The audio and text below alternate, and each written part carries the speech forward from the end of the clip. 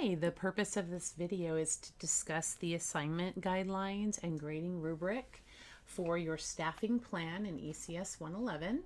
So we're going to go ahead and access that information by going to assignments on the main menu.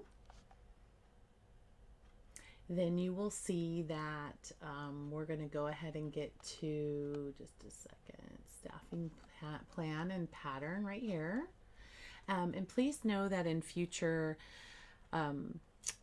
for video purposes, that this date may be different, so you always want to confirm with your course calendar when that assignment is due. I use this video for multiple classes, so just know that under the staffing plan you have some supportive documents. So obviously right now I'm taping this, so this would not be there, but you are going to use a specific form. Know that I also have some guidelines for you, which I do have pasted into the document, and then the rubric. So first, let's go over the form.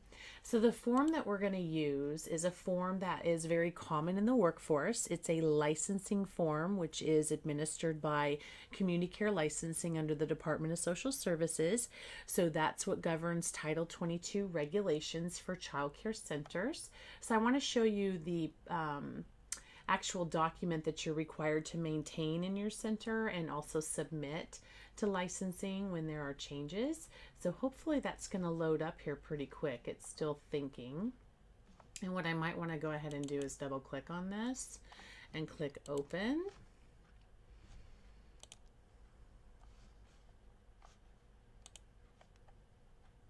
There we go. So let me try to move this out of the way without having drama. Let's see. There we go. So one thing that's noteworthy about this form is that it is a PDF, and right now it's opened in Word, which is actually pretty cool. Let me see if I can get this all squared away. There we go. Okay, so right now it's a Word document, so it should be savable. If it comes up as a PDF, just know that you might lose your data, so you definitely want to take a picture of it or you want to print it and then scan it so that you don't lose all the work that you've done. So that is one of the things with the PDFs that come from Community Care Licensing, that they don't save data. So just so you're aware, the formal form number is LIC 500. I'm getting that right from here. It's a public document. So I actually get this form from the Community Care website that we've accessed in a different module. So what you're going to do is use this form, and as we go through the guidelines, I'm going to go back and forth between the form and the guidelines. Let's go ahead and move forward into the guidelines. So the guidelines are saying the purpose is for you to demonstrate knowledge, and here's the key part, of strategic and fiscal planning and early care and education program models. So we also want to make sure that you can incorporate federal and state standards to meet ratios. So ratios are such an important part, and you did get a little peek at that when we were looking at your budget assignment, where you have to have so many qualified adults for so many children in a group, and sometimes there's also limitations on the groups and the numbers of children based on the size, the square footage of the classroom, or the age of the children. So we are looking at using your textbook here. I actually identified a chapter and a page. I'm also looking for you to, again, use that form that we just looked at, your computer, and you will need internet access. So for guidelines, before you even start, make sure you've read chapter 9 and complete all the materials in module 3. Actually, that is an error, 3 on Canvas. So I need to fix that. Gosh, I'm still working at transitioning courses from one learning platform to another. That each student's going to prepare a daily staffing plan. So you'll have one of these pages. Let me grab it. One of these. Okay, let's go back. For each group. So you'll have one for 6 infants, one for 8 toddlers, and one for 24 preschoolers. So you'll have 3 staffing plans you have to develop. So know that it's a licensed facility, and if you'd like, you could continue with the process of the center budget that you prepared, because if you'll notice, they're the same numbers of children. And that you have to meet a certain operational hours. So we're looking at your center is going to be open Monday through Friday from 7 a.m. to 6 p.m. And that is going to have implications on how you staff people, because federally, people are not able to work more than 8 hours without working overtime. And after 6 hours, they have to have a lunch, and there's all those kinds of things to take into consideration. So I am giving you some help. So the help is I'm providing you with the regulatory child staff ratio, except note that these ratios are not minimum staff ratios in community care licensing. I'm actually looking at state guidelines, which would be lower, meaning higher quality. So that's what you'll have to maintain. And you don't have a money issue here, okay? But do know that different levels of qualifications of I was going to say students, of staff have to be in classrooms at certain times. So students will account for the staff coverage for necessary breaks and lunches. So please make sure at no time you go below these numbers in your classroom. And also that the staffing plan is created for each one of the classrooms that I've assigned up here. And that you're going to type up a reflection with your notes explaining your decisions of the coverage and how it will flow throughout the day. All right, so using this form, you can put your name of your facility in here. Tell me here with facility type, is it infant, is it toddler, is it preschool? This is your name and your date. Don't worry about facility number. So here's the names of the staff. You don't worry about the employment.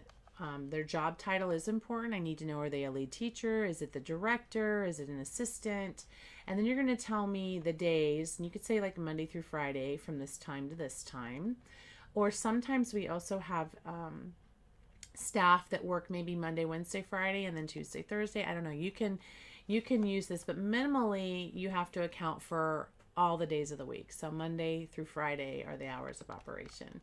And just to kind of go through the back portion of this page, just in case you're wondering, it's not applicable to you, but I think this is a good learning opportunity that sometimes we have staff who have what's called an exemption, and that means that something came up on their Department of Justice or their FBI fingerprint clearance, and they receive an exemption to still work with children, and so those folks have to be also listed on the back for community care licensing.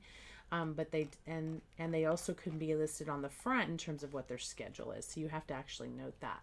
That's something a lot of people aren't familiar with. So let's go ahead and go into the grading rubric so you can see what I'm looking at in terms of grades.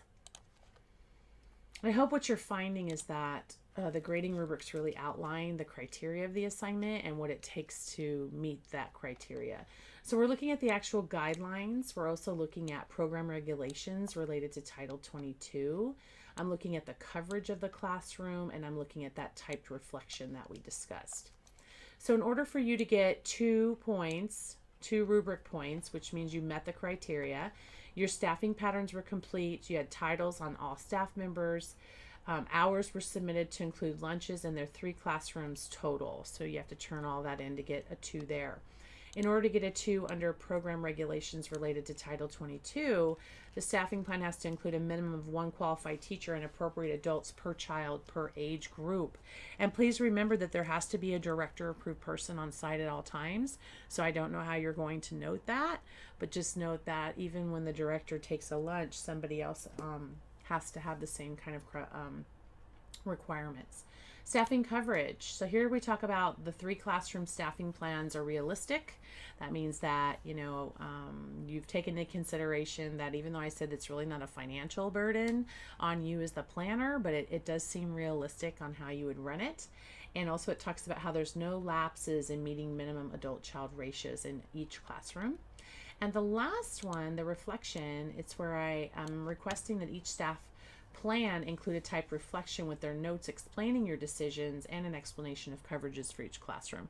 So you're going to just write me kind of a, I would say a hefty paragraph for each one. So that's 3 hefty paragraphs, which is probably a page to a page and a half on your decision-making process for each plan. So based on that, you'll be finished with one of your last assignments in this course. We're getting down to the last module, which is pretty exciting. So if you have any questions, please don't hesitate to contact me. You can contact me by email anytime. That's troki@hancockcollege.edu.